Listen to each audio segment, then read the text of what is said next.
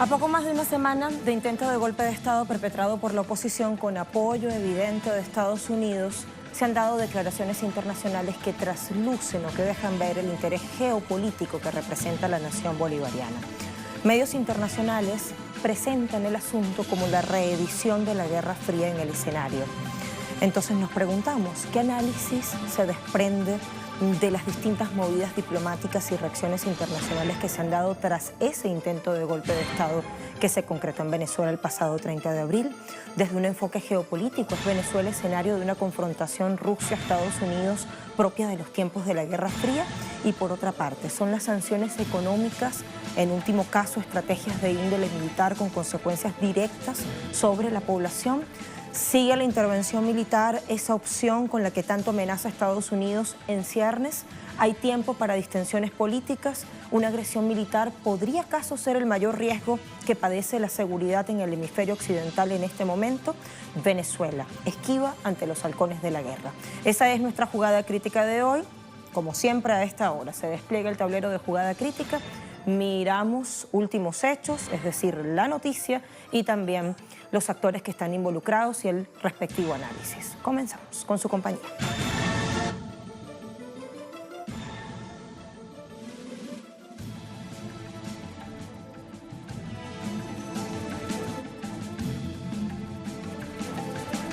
Fíjense, esto configura nuestra primera jugada. La víspera, el presidente venezolano Nicolás Maduro Moros alertaba que el gobierno de Colombia denunció una falsa incursión de una unidad militar venezolana en territorio colombiano con el único objetivo de crear condiciones para una escalada militar en frontera común, considerando la relevancia que tiene ese espacio geográfico. Ello es un nuevo falso positivo para presentar a Venezuela como país agresor y responsable de la violencia que históricamente se origina en su territorio, denunciaba textualmente el canciller venezolano Jorge Arreaza a través de su cuenta en Twitter. Y en un comunicado que recoge la condena gubernamental se lee además que las agresiones contra Venezuela son públicas y notorias, hay un contubernio entre Colombia y Estados Unidos y que las autoridades colombianas deberían cesar en su hostilidad y dejar de distraer a la opinión pública de sus graves problemas, utilizando a Venezuela como una excusa. Fíjense ustedes ahora lo que está pasando desde Colombia, alerta, alerta. Desde Colombia están montando varios falsos positivos, así lo denuncio. En días anteriores montaron falsos positivos con la guerra que ellos tienen allá adentro. Y el jefe de las fuerzas militares colombianas de manera indigna acusa que en Venezuela hay más de 1000 guerrilleros colombianos.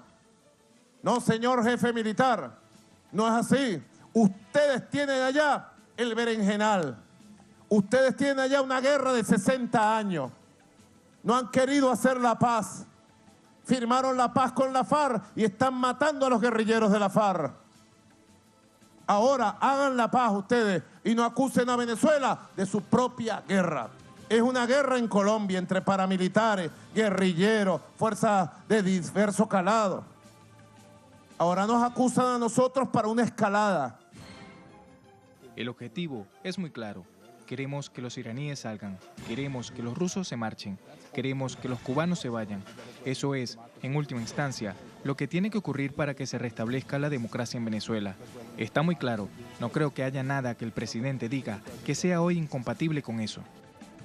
Así que vine hoy para ser muy claro. Los Estados Unidos de América continuarán ejerciendo toda la presión diplomática y económica para lograr una transición pacífica de la democracia en Venezuela. Pero aquellos que continúan oprimiendo a la gente buena de Venezuela saben esto. Todas las opciones están sobre la mesa. Nosotros estamos preparados para cualquier escenario. El primero, el de la diplomacia, el del diálogo, el de la paz. Nuestras manos están extendidas para que podamos conversar con todos en el mundo. Les decía que ayer el presidente del Tribunal Supremo de Justicia de Venezuela, Michael Moreno, respondía a declaraciones del vicepresidente estadounidense Mike Pence de la manera que sigue. Denunciamos ante el país y ante la comunidad internacional que los Estados Unidos de América intenta con este ultimátum que el Poder Judicial venezolano se ponga al margen de la democracia y propicie un golpe de Estado. Bueno, queremos a continuación graficar grosso modo un resumen de las acciones contra Venezuela, contra su democracia, su pueblo, su institucionalidad legitimada una y otra vez en urnas. La revolución bolivariana, fundada por el comandante Hugo Chávez y liderada hoy por el presidente Nicolás Maduro, ha sufrido innumerables agresiones de Estados Unidos y el hostigamiento de la oposición interna financiada por el imperio. Han ensayado de todo para derrocar el proceso socialista bolivariano. Intentos de magnicidio, golpes de Estado, bloqueo económico y comercial, sabotajes al sistema eléctrico nacional y el uso de plataformas regionales como la Organización de Estados Americanos para desacreditar el liderazgo de Maduro. Este año Estados Unidos arreció la guerra no convencional contra Venezuela para apoderarse de sus riquezas naturales. De la nada colocó en la palestra pública al diputado en desacato Juan Guaidó, opositor autoproclamado presidente interino el 23 de enero. Guaidó es protagonista de una cadena de fracasos en sus intentos de sublevar al pueblo y ejército venezolanos, siempre con la ayuda de Washington y gobiernos latinoamericanos serviles al imperio. Todavía barajan la posibilidad de una intervención militar. La fallida intentona golpista del pasado 30 de abril resucitó al opositor Leopoldo López, quien cumplía una condena de 13 años por instigar actos violentos perpetrados en 2014. Tras violar su arresto domiciliario para apoyar el levantamiento, ahora es prófugo y reside como huésped en la Embajada de España en Venezuela. Antes estuvo en la de Chile. Estos acontecimientos y la amenaza de intervención militar de Estados Unidos han desencadenado un gran despliegue diplomático, pues el asedio a un país soberano viola todos los estatutos del derecho internacional. A la persistencia de Estados Unidos de atacar a Venezuela se opone el gobierno bolivariano con el respaldo de Rusia, China, Cuba, Nicaragua y gran parte de la comunidad mundial que reconocen el respeto a la soberanía y la vía pacífica para solucionar conflictos. Bueno, vayamos ahora a la agencia de noticias e información rusa, o de noticias y opinión, digo mejor, de Rusia, Sputnik. 30 de abril, horas después del golpe en Venezuela, una manifestación opositora en Caracas. La derecha no tiene otra misión que la intervención de Estados Unidos.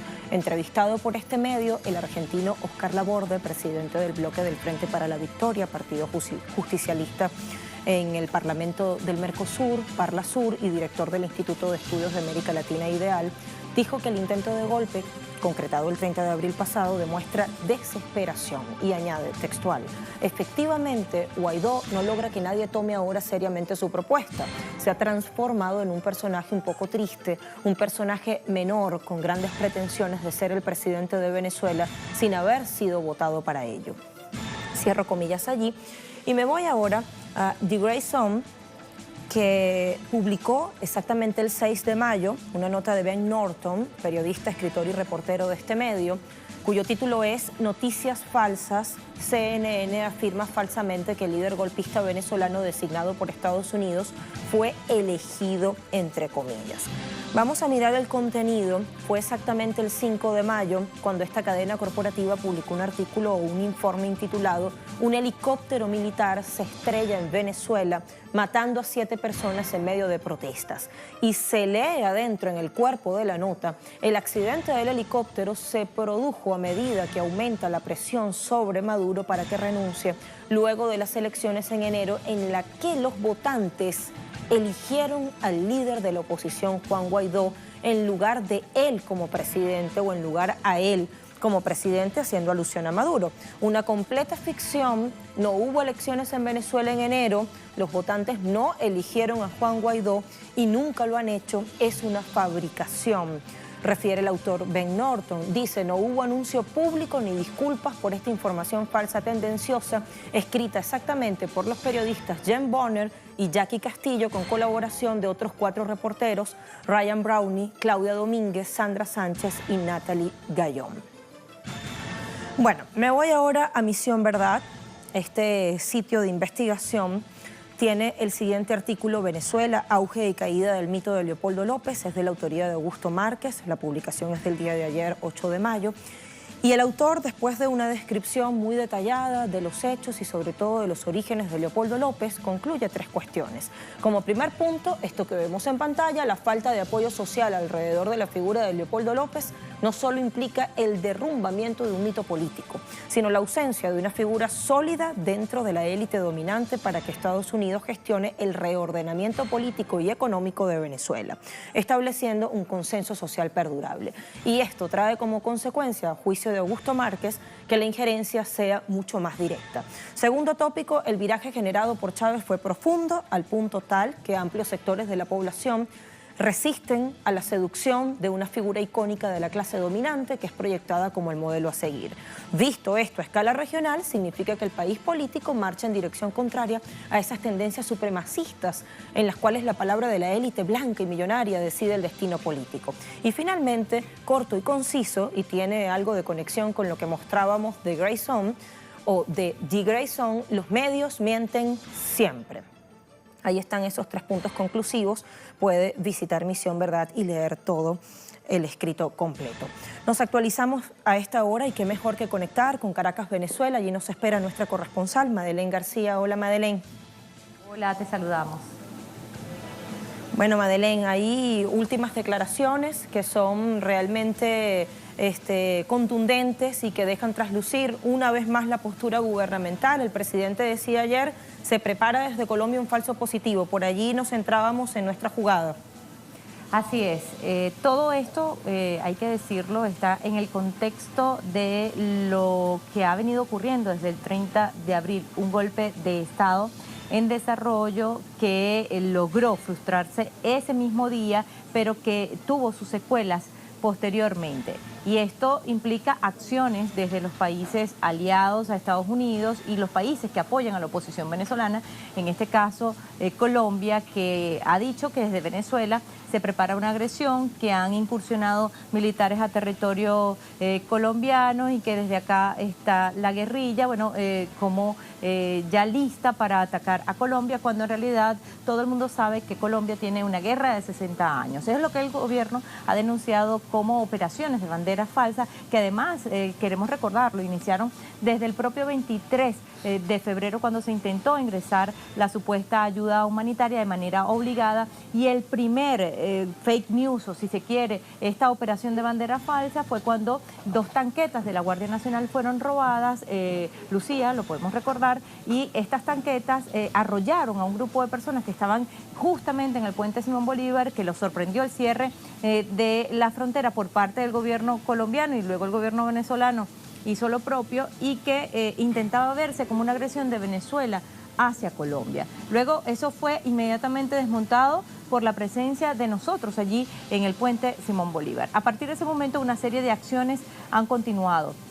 La más reciente, el 30 de abril, justamente en el distribuidor Altamira. Amaneció de golpe un grupo de militares encabezados por el autoproclamado presidente Juan Guaidó y Leopoldo López, que fue la sorpresa del día, si se quiere, porque él estaba cumpliendo una condena de casa por cárcel en su vivienda, se fugó y apareció allí. Y allí, en ese puente, no solamente estaban estos militares y estos 2 políticos, se acercaron diputados del Parlamento venezolano a apoyar esa acción, porque para ellos era el principio, si se quiere, del fin, o el fin de la Operación Libertad, el desenlace final, lo que ellos llaman Operación Libertad. Es decir, al golpe de Estado le llamaron de esta manera Operación Libertad, y dijeron, nada, este día se acaba el presidente Nicolás Maduro. Lo que ellos no se esperaron era que ya este plan estaba develado por los organismos de inteligencia, o más bien de contrainteligencia, que le hicieron inteligencia al director del SEBIN, del Servicio Bolivariano de Inteligencia, que estaba comprometido con esta acción golpista, que es el mayor general Manuel Christopher Figuera, y que resultó ser absuelto, si se quiere, por el gobierno de Estados Unidos de las sanciones que le han puesto a una lista de militares. Esto te da cuenta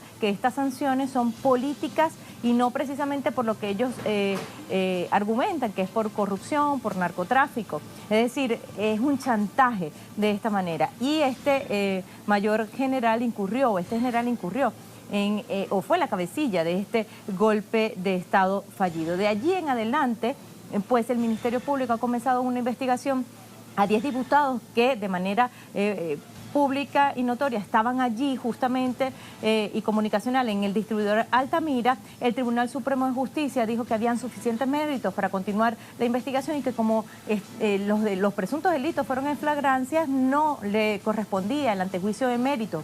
La Asamblea Nacional Constituyente le allana la inmunidad parlamentaria y en el día de ayer el presidente, el Ministerio Público, el Servicio Bolivariano de Inteligencia, detienen al primer vicepresidente de la Asamblea Nacional, diputado Edgar Zambrano, y esto generó una serie de reacciones por parte de la oposición y sus países aliados que empezaron a cuestionar y a exigir la inmediata liberación de este diputado. Bueno, toda esta situación de Colombia, o te hago este contexto para decirte que toda esta situación de Colombia, estas acusaciones por parte del gobierno colombiano, forman parte de este contexto que les estoy narrando, que les estoy contando. Y inmediatamente, tanto el Tribunal Supremo de Justicia como el gobierno de Venezuela también reaccionaron frente a las amenazas que hizo el gobierno de Estados Unidos a los magistrados diciéndole ustedes no pueden seguir y si siguen tomando decisiones en contra de los diputados, ustedes también van a ser sancionados y las acciones van a ser contundentes. Imagínate tú.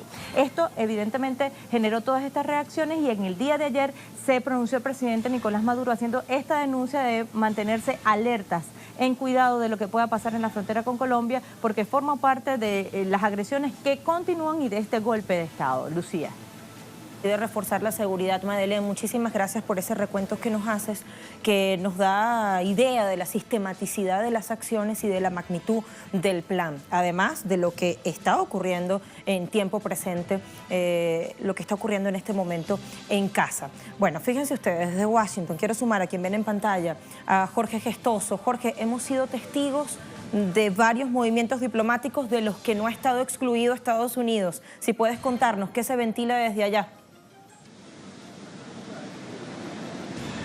Lucía, que llevamos 13 horas en donde se le ha cortado la electricidad a los activistas que están defendiendo, protegiendo a la Embajada de la República Bolivariana de Venezuela del presidente Nicolás Maduro desde hace un mes. Lo están defendiendo, protegiendo de lo que los manifestantes pro Guaidó vienen tratando de usurpar la sede diplomática, tratando de entrar.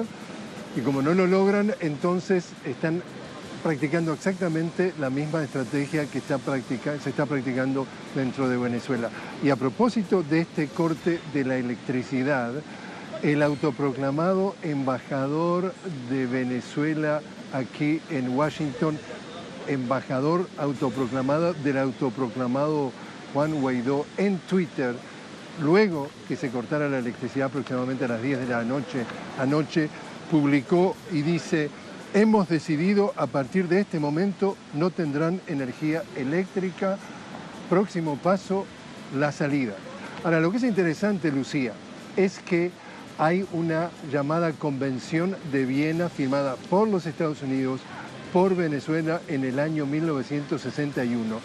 Y quiero llamar a la atención justamente de lo que está sucediendo acá, porque en el capítulo 22 dice el artículo: confirma, y lo leo textualmente, la inviolabilidad de los locales de las misiones con la prohibición de la entrada en ellos de los agentes del Estado receptor. El Estado receptor acá es Estados Unidos. Y sigue y dice, y la imposición al Estado receptor, es decir, imposición a Estados Unidos, de la obligación especial de proteger los locales contra toda intrusión o daño, y sigue, y evitar que se perturbe la paz de la misión o se atente contra su dignidad.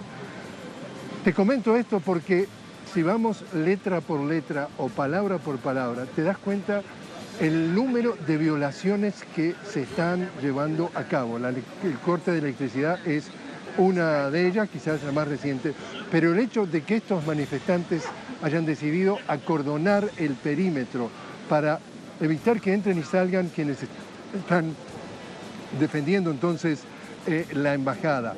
Además, están tratando de evitar de que entre comida y medicinas para quienes están protegiendo esto. Es decir, la idea es usar el mismo, te decía, la misma estrategia. Tratar de asfixiar como se está haciendo en Venezuela, es decir, en Venezuela también la asfixia es a través del sistema financiero y el sistema económico. Acá la asfixia es creando un cordón todo alrededor de la embajada que lo permite, porque la seguridad de este Estado receptor está supuestamente en manos aquí de la policía local del Distrito de Columbia, que es donde está Washington, y además del servicio secreto.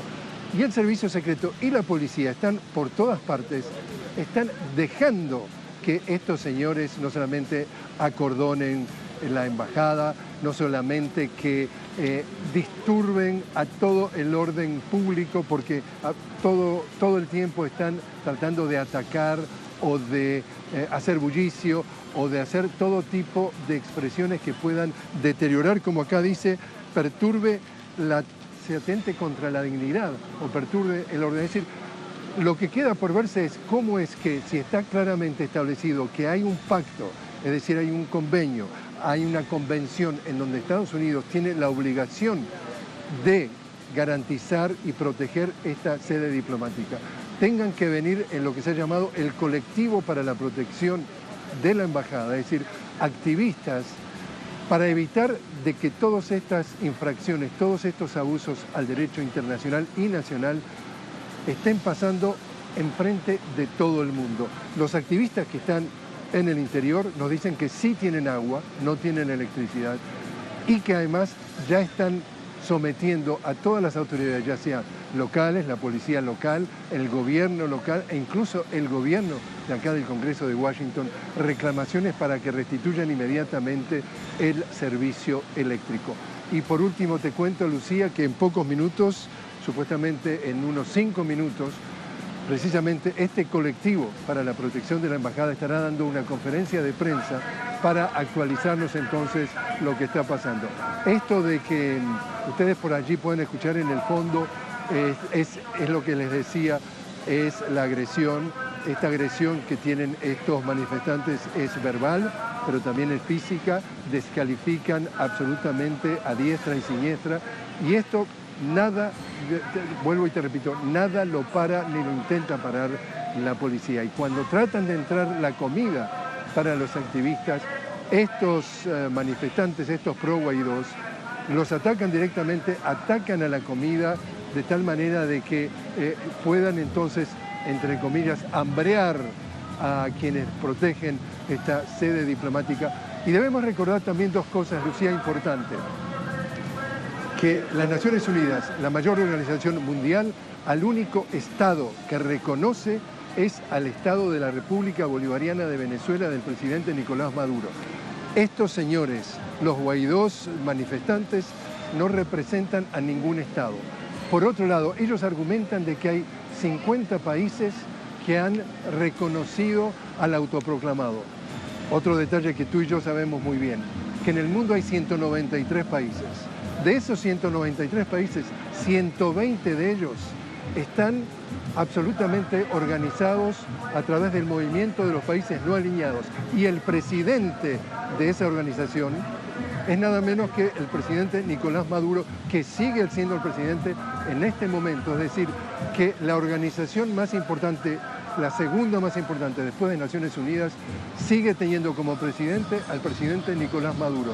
Y esto que estamos viendo acá, es decir, el atropello, la violación sistemática del derecho local, nacional e internacional, se está dando con, de alguna forma, el apoyo o por lo menos la anuencia de las autoridades locales.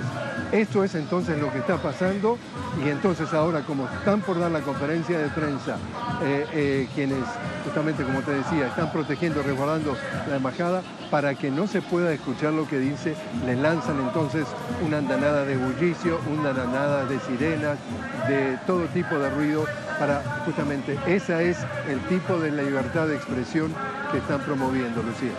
Gracias, Jorge. Hasta pronto. Allí teníamos a Jorge Gestoso desde la Embajada de Venezuela en Washington, D.C.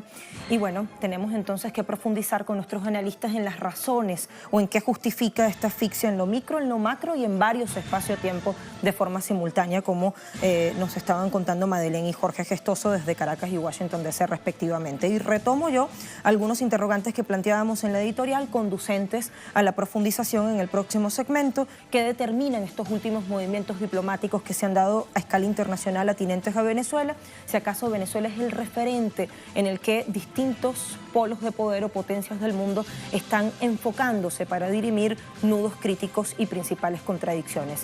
Y si acaso esto es o se reduce a una disputa Estados Unidos en Rusia como en otrora. Lo vamos a ver, lo vamos a analizar, se lo consultamos a nuestros analistas, vamos a enlazar con ellos. Primera pausa y ya venimos.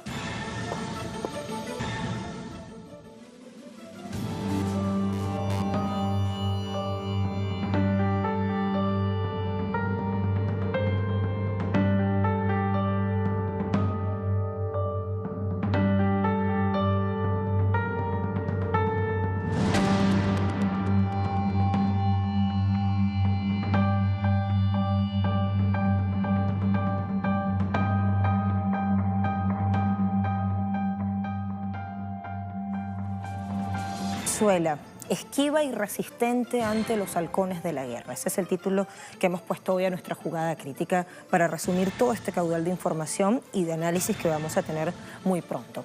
Medio Argentino, página 12, publicó este 9 de mayo, vamos a movernos rápidamente por este sitio digital, exactamente por esta página que tiene este título, Un cowboy en el llano venezolano. Allí vemos la fotografía.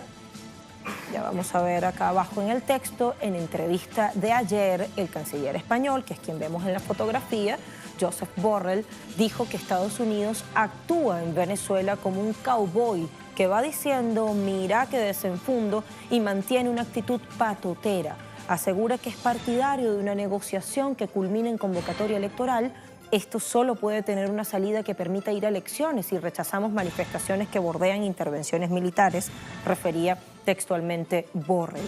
Y allí hay un dato curioso, ¿no? Lo que tiene que ver con la intervención militar. Empiezan a darse más contradicciones. Insistió en que Leopoldo López no puede pedir asilo en España porque no está físicamente en ese país. Fíjense, las últimas movidas diplomáticas nos hacen inferir que la cuestión venezolana es asumida como un tema de amplio espectro en el hemisferio occidental. Las relaciones y contradicciones geopolíticas parecieran pasar todas por Venezuela. De allí que lo que ocurre en este país bolivariano petrolero ocupe un sitial prioritario en las agendas de reuniones de los principales diplomáticos del mundo. Ampliamos y venimos con nuestros invitados. A principios de semana, Sergei Lavrov, ministro de Relaciones Exteriores de Rusia, y Mike Pompeo, secretario de Estado de Estados Unidos, se encontraron en el contexto del Consejo del Ártico en Finlandia. Allí debatieron sobre el presente político del país bolivariano. Según trascendió, Lavrov estuvo firme una vez más en rechazar la intervención militar y agregó que no hay ningún país en el mundo que comparta el criterio de una salida de este tipo. Pompeo dijo que concordaba en este punto con el diplomático ruso, lo cual significó una contradicción de su parte porque en otros escenarios insiste con la repetida frase de que todas las opciones están en la mesa sobre Venezuela. Venezuela incluso ya había sido tema durante una extensa conversación telefónica entre el presidente de Estados Unidos, Donald Trump, y su homólogo ruso, Vladimir Putin. Luego Trump difundió que ni él ni el presidente ruso estaban pensando en intervenir militarmente en Venezuela. Nuevamente la contradicción discursiva. También fue importante la reunión que sostuvo en Moscú Jorge Arreaza, ministro de Relaciones Exteriores de Venezuela, con su homólogo ruso Sergei Lavrov el pasado domingo. El diplomático europeo mostró un apoyo sin fisuras a Venezuela y señaló que su país condena la campaña estadounidense para derrocar al gobierno legítimo de Nicolás Maduro. Durante el encuentro se coincidió en defender el derecho internacional y la Carta de Naciones Unidas, cuya finalidad no es solo proteger a Venezuela, sino a cualquier nación que sea amenazada o agredida con sanciones, bloqueos y o agresiones militares. El respaldo ruso es fundamental para inhibir a Estados Unidos de una intervención militar, una variante que la Casa Blanca permanentemente se encarga de plantear como posibilidad concreta. Según informó la Cancillería de Rusia, Pompeo ahora visitará Moscú durante fines de la primera quincena de este mes para seguir hablando de Venezuela. Fíjense ustedes. Bueno, y ahora estaba viendo en Sputnik una publicación de hace 8 horas. Lavrov desmiente posibilidad de pacto entre Rusia y Estados Unidos referente a Venezuela. No habrá ningún convenio entre Rusia y Estados Unidos referente a Venezuela. Los pactos, normalmente, quien los está organizando es el presidente estadounidense Donald Trump. Eso declaraba a esta agencia de noticias y opinión el ministro de Exteriores ruso Sergei Lavrov.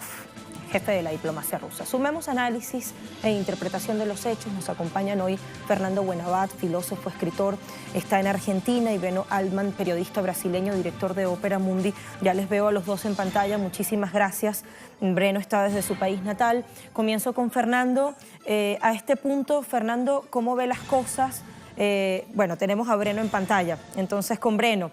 A este punto, Breno, ¿cómo ven las cosas? ¿Cómo explica lo que está pasando en y contra Venezuela? Bienvenido y gracias por estar. Gracias por la invitación. Buenas tardes a todos que nos escuchan en Telesur. Mira, Estados Unidos sigue con su escalada de agresión contra Venezuela. Hay muchas razones que llevan a Estados Unidos a esa política. El tema permanente del petróleo, el tema de los intereses geopolíticos de Estados Unidos contra China y Rusia en Latinoamérica, el tema de la ofensiva contra la izquierda latinoamericana y finalmente el tema de las elecciones en Estados Unidos el próximo año. Trump trata de atraer el apoyo de uno de los más importantes swing states, que es Florida, o sea, un estado que cambia de voto republicano y demócrata a cada elecciones. Trump trata de atraer el voto más reaccionario de la Florida con un discurso cada vez más agresivo en contra de Venezuela. Pero el hecho es que Trump está perdiendo sus lances contra Venezuela. La operación Guaidó se debilita, el aislamiento de la opción militar es flagrante, o sea, incluso países que han reconocido a Guaidó están tratando de mantenerse lejos de esa política más agresiva de Estados Unidos. Y en un escenario de ese tipo, en lo cual la revolución bolivariana logra sobrevivir, en que el gobierno Maduro mantiene y amplía su apoyo interno e internacional, y una situación de ese tipo, Trump está se quedando sin muchas alternativas, está perdiendo espacio para su política y trata de manejarse para lograr un camino en lo cual no salga de esa situación desmoralizado. Trump trata de hablar con Rusia, Trump trata de amenazar a Venezuela, Trump trata de poner la carta militar sobre la mesa todo el tiempo, pero fundamentalmente en esos meses que se siguieron al 23 de enero, lo que tenemos es un escenario en lo cual, con todas las dificultades, la revolución bolivariana sigue resistiendo y la opción imperialista ha perdido fuerza. Voy ahora sí con Fernando. Lo mismo se dan, Fernando, múltiples llamados a la Fuerza Armada Nacional Bolivariana, a sus altos mandos militares, para que fuercen un cambio de régimen, como dice Estados Unidos, sus voceros. ¿Qué sanciones, qué medidas restrictivas, qué mensajes de propaganda que estimulan odio político y criminalizan esa parte de la sociedad venezolana que se identifica ideológicamente como chavista? Le pregunto si acaso se ha vuelto como una especie de obsesión esa pretensión de la Casa Blanca, y a qué lo podríamos atribuir si coincide con eso de que se trata de una mezcla de obsesión con chantaje, ¿no? Sí, me parece que... Buenas tardes, un abrazo grande a toda la audiencia de Telesur. A mí me parece que se trata no de un capricho, y yo tampoco creo que se trate de una locura. Es un plan orquestado, diseñado en el contexto de una guerra económica que, emprendida contra Venezuela, va fijando distintas tareas que son de importancia para esta modalidad de guerra que Trump está comandando. No es solo una forma de provocación, no solo una forma de insultar la historia misma de Venezuela, de su alianza cívico-militar que le da fundamento al proyecto revolucionario bolivariano. No es solamente un capricho, esto es un plan que conlleva a una tarea que tiene su dificultad y sus exigencias. Esto consiste en crear un sentido común, una corriente de opinión internacional en la que tratan de convencer a los desinformados, tratan de convencer a las audiencias que no reciben información verdadera, fidedigna sobre Venezuela, de que su estructura militar es cualquier estructura militar y que podría, como cualquier otra, ser una estructura corrupta. Y eso es lo que tratan de hacer creer a todo el mundo. Mientras que, por otro lado, la estrategia mediática va cerrando pinzas en distintos espacios, en distintos territorios, para precisamente fijar lo que yo llamo, al lado de las bases militares que Estados Unidos tiene por el mundo, fijar y consolidar las bases mediáticas. Ayer mismo, por ejemplo, Donald Trump se subió a la campaña electoral de Macri en Argentina. Echaron campanas al viento para decir que cuenta Macri con todo el apoyo de Trump, y eso significa también un reposicionamiento de las estrategias de injerencismo político sobre los procesos electorales que orientan a eso, a fortalecer bastiones de ataque. Todo el mundo sabe que han convertido a la Argentina en una plataforma de agresión mediática contra Venezuela, que desde aquí se lanzan ofensivas sistemáticas, parte de esa guerra económica y de la guerra mediática, y que si vemos el tablero continental en Brasil, si lo viéramos en Colombia, si lo vemos desde Perú, si lo vemos desde cualquier parte del planeta, este proceso de ataque que conlleva la idea de desprestigiar a Venezuela a ultranza, desprestigiar a su Fuerza Armada Bolivariana, desprestigiar al propio presidente Maduro y a todo su gabinete de ministros, desprestigiar toda institución que tenga que ver con la revolución bolivariana, es una de las tareas de golpeteo permanente en todo el planeta. Esto es parte de la guerra económica, esto es parte de secuestrar las riquezas de Venezuela, esto es parte de saquear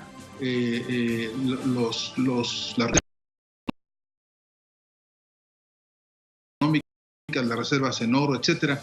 Es parte de esta ofensiva. Se parece mucho a lo que se hizo contra Chile, contra el presidente Allende, se parece mucho a lo que hicieron contra Libia, en estos formatos en los que la guerra no se circunscribe solamente, repito, al núcleo duro de lo económico, sino que necesitan crear forzosamente una corriente de opinión, un sentido común internacional en el que hagan parecer a Venezuela como un país desordenado, violento, derrotado, débil, y este es justamente el flanco en el que me parece Venezuela está dando otro mensaje, otra claridad. Hay que ver lo que implica hacer diplomacia en este escenario de guerra económica, hay que ver el esfuerzo enorme del canciller Arreaza, reuniéndose con todos los líderes en donde es posible poner un foro para discutir y para plantear la verdad y para insistir en el diálogo. Y la evidencia clara de esta guerra sorda de Donald Trump y de toda su pandilla contra Venezuela es que lo último que quieren es diálogo, lo último que quieren es participar democráticamente en ningún escenario en la propia Venezuela, y de lo que se trata es de reventar un proyecto político que a ellos les resulta estorboso, en tanto que no han podido robarse el petróleo de Venezuela como ellos quisieran, ¿no? Fernando, vuelvo en este intercambio a Brasil para conectar nuevamente con Breno.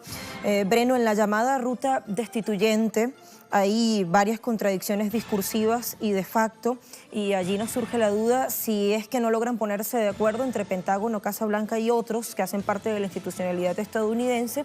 Y quiero también preguntarle si una agresión militar podría ser el mayor riesgo que en este momento padece la seguridad en el hemisferio occidental. Claro, hay que considerar que Estados Unidos no tiene ninguna seguridad de un punto de vista militar para un ataque sobre Venezuela. Hay muchos círculos dentro de Estados Unidos que consideran un ataque militar a Venezuela un riesgo de gran monta. Incluso aliados muy importantes de Estados Unidos, como son el caso de Colombia y de Brasil, del gobierno de Iván Duque y el gobierno de Jair Bolsonaro, no están dispuestos a involucrarse en una eventual aventura militar. El tema es cuáles son, bajo qué condiciones, bajo cuál estrategia, con cuál características tendría esa agresión militar. ¿Van a hacer qué tipo de ataque? ¿Van a intentar ocupar por tierra Venezuela y repetir una situación como la de Vietnam?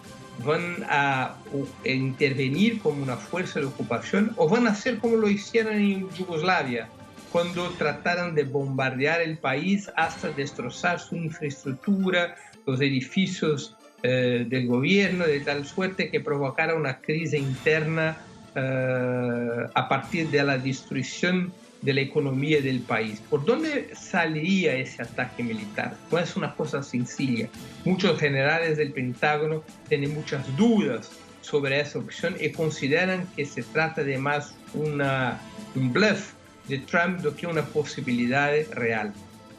Trump tiene dificultades de tener un plan concreto sobre ese tema y hay mucha resistencia interna, política y militar para algo de esa naturaleza. Es claro que no se puede tener ilusiones sobre las características belicistas de la Casa Blanca y de Trump. No se puede tener ilusiones de que el imperialismo estadounidense, que lo ha probado la historia, está dispuesto siempre a recurrir a la violencia y a la ruptura de la autodeterminación de los pueblos y la guerra y la agresión en situaciones en las cuales sus intereses no corresponden a la voluntad autónoma de los pueblos o de un otro Estado.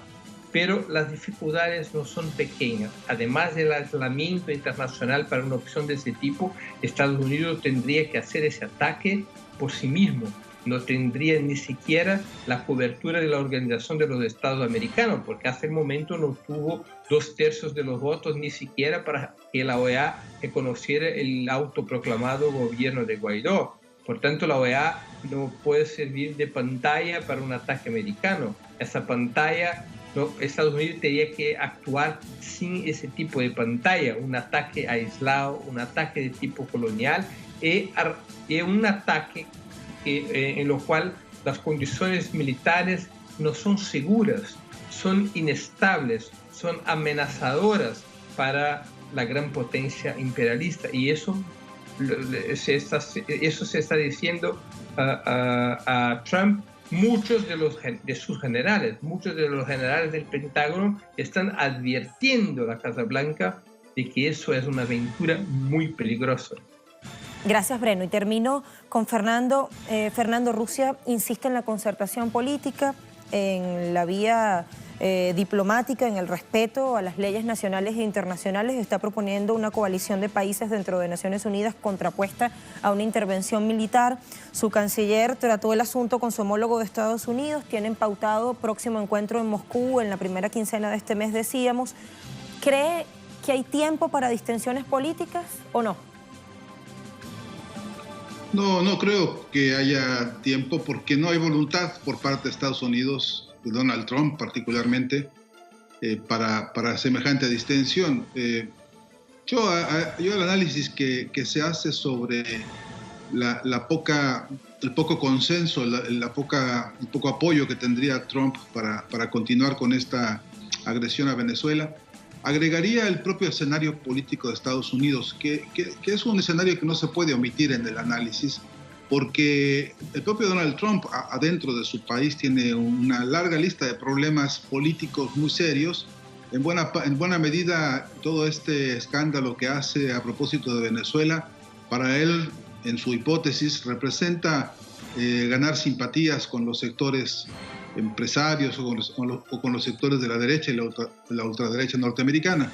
Pero en la base del pueblo norteamericano, ahí donde ese pueblo sabe lo que está pasando, las penurias que está sufriendo por el despilfarro brutal que Estados Unidos viene realizando en las décadas recientes y más allá, ahí no hay tal simpatía ni tal contento porque se inicie o porque se continúe con esta agresión a Venezuela. Yo creo que el escenario político norteamericano va a darnos muchas claves para comprender hasta dónde puede ocurrírseles llegar con la agresión. De todas formas, yo creo que más allá de la expectativa de un diálogo que pueda crear alguna distensión, yo creo que la única disuasión seria que se puede dar es el mensaje político de los pueblos organizándose en todos los frentes habidos y por haber. Yo creo que esta es la hora de ratificar las convocatorias que el propio presidente Nicolás Maduro ha hecho al mundo entero para que los organismos de derechos humanos, para que todas las organizaciones políticas y todo aquel que pretenda un mundo digno y una vida sin sometimiento al poder imperial norteamericano, tenga una expresión de solidaridad con Venezuela y también tenga una expresión de repudio a la violación serial de todos y cada uno de los acuerdos internacionales en materia de defensa de embajadas, por ejemplo. A esta hora deberíamos estar ya contando con una brigada internacionalista muy importante, coordinada, si fuese el caso, por las Naciones Unidas, para aproximarse a la Embajada de Venezuela en Washington y advertir que no se puede atropellar los convenios y los acuerdos y las convenciones como la de Viena, y que es absolutamente urgente que el mundo entero reponga el carácter institucional y el respeto que se había venido teniendo por estos acuerdos que son y que deben ser, a mi entender, intocables y que deben ser defendidos por las movilizaciones populares en todas partes.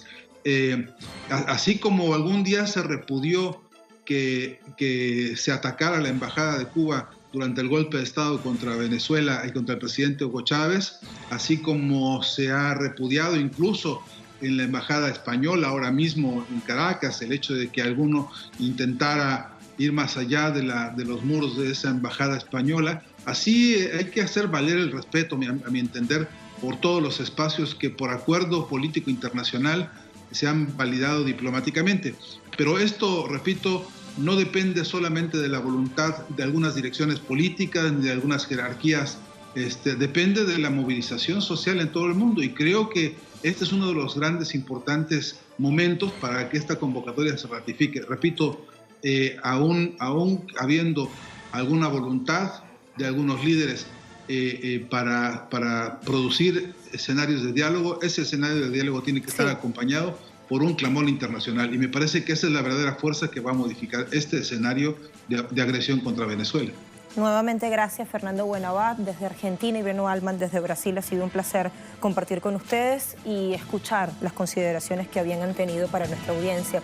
Y como la calle de lo político sí que se cruza con la de lo económico, queremos ver en la próxima parte de nuestro análisis si esa tupida red de relaciones internacionales de solidaridad, de complementariedad que se ha encargado de tejer, de construir Venezuela con países que configuran distintos polos alternativos de poder y que acá hemos analizado, ha sido ciertamente un dique de contención a esas pretensiones de la Casa Blanca, es suficiente hoy si consideramos que las medidas de asfixia económica y financiera son cada vez más rudas, más crueles y mayores. Eso lo analizamos con nuestra invitada que ya nos espera en estudio. La cámara la descubre, vamos a una pausa y ya volvemos.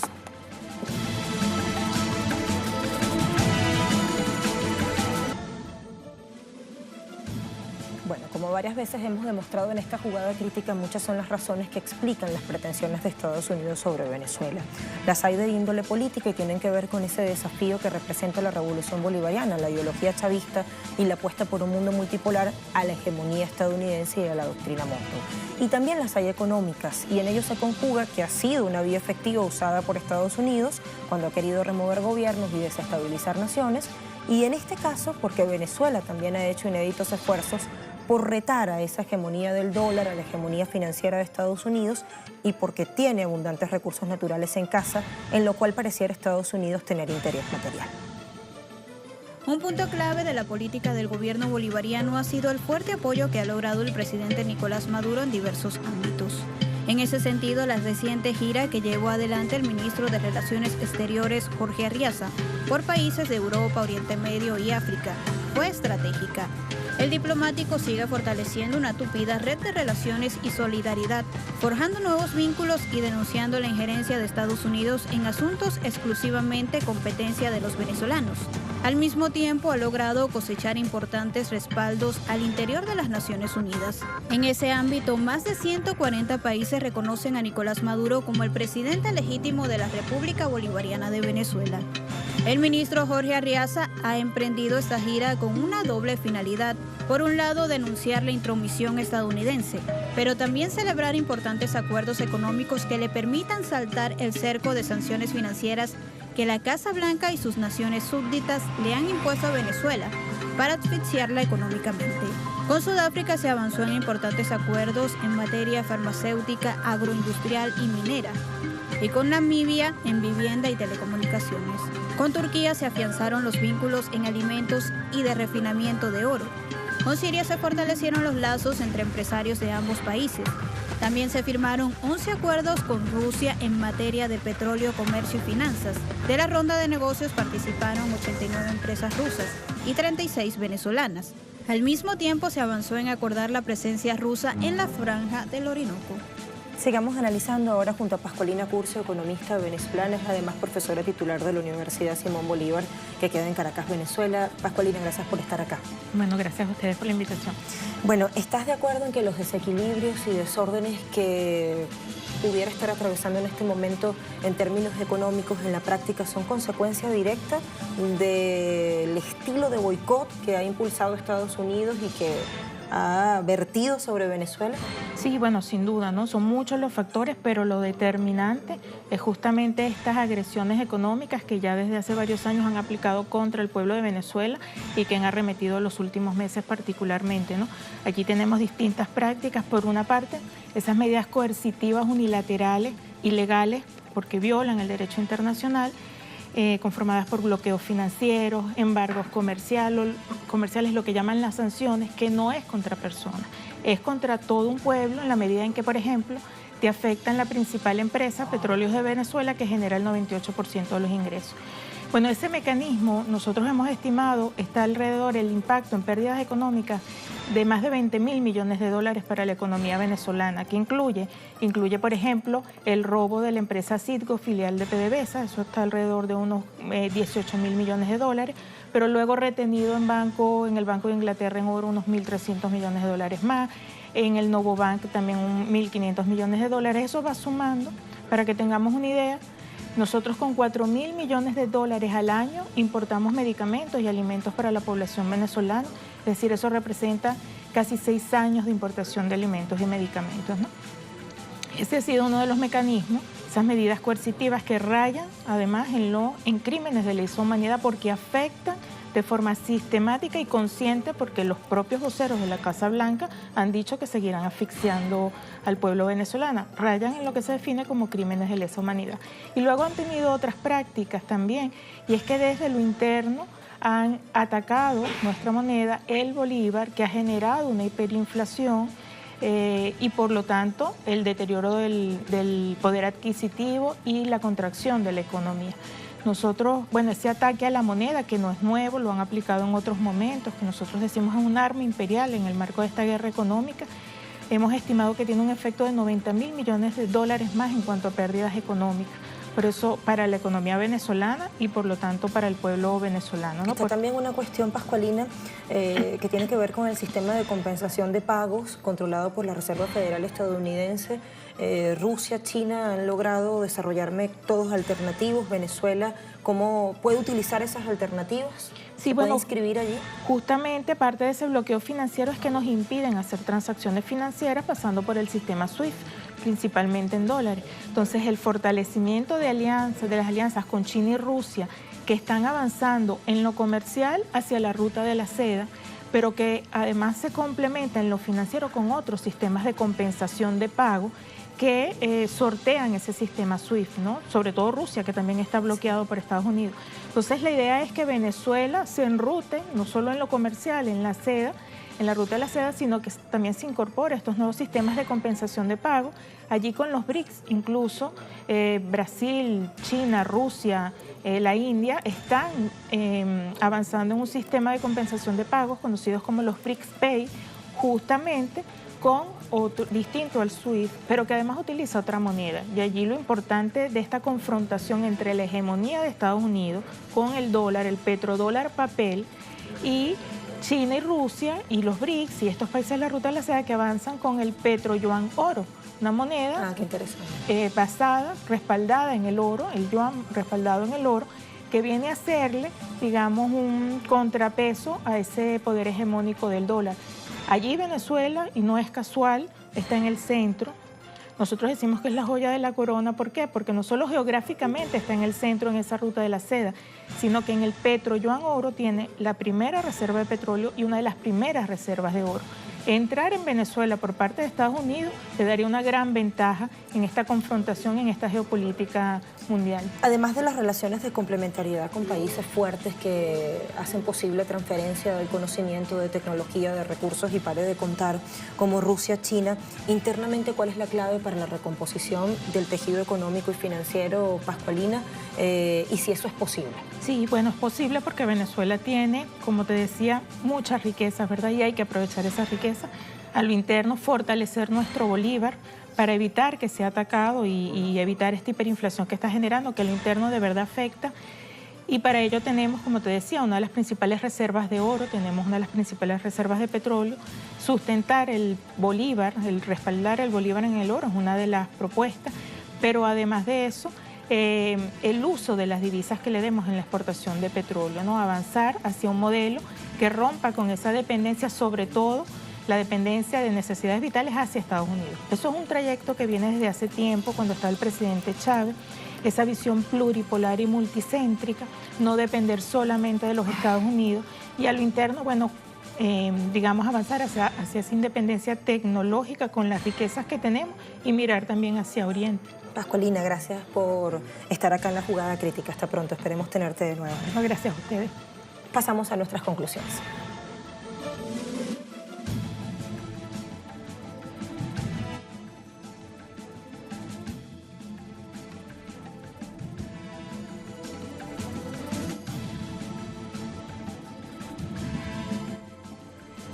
Bueno, quienes quieren acabar con la revolución bolivariana en la oralidad, es decir, en el discurso y en la acción, son cada vez más agresivos. La operación propuesta, no obstante, se debilita por diferencias entre los distintos grupos de poder, las élites que están participando y por errores de cálculo, cuestiones que no han sabido medir. Voceros de Estados Unidos ahora se contradicen en si están dispuestos o no a concretar una agresión militar que, por cierto, tendría dimensiones todavía no medidas en el hemisferio occidental. Definitivamente Venezuela sí es espacio geoestratégico en el cual se dirimen nudos críticos y contradicciones geopolíticas en este presente. Y las sanciones, como nos decía nuestra invitada Pascualina Curcio, son crímenes de lesa humanidad. Hay hechos que demuestran que efectivamente tienen una funcionalidad política, que responden a un chantaje y a la obsesión de pretender un cambio de gobierno, aun cuando este haya sido de ratificar convocatorias al respeto del derecho internacional. Era una frase de Fernando Buenabad que rescato y que incluyo en esta parte conclusiva de nuestra jugada crítica. Como siempre, gracias por acompañarnos. Sigue en sintonía de Telesur. Hasta pronto.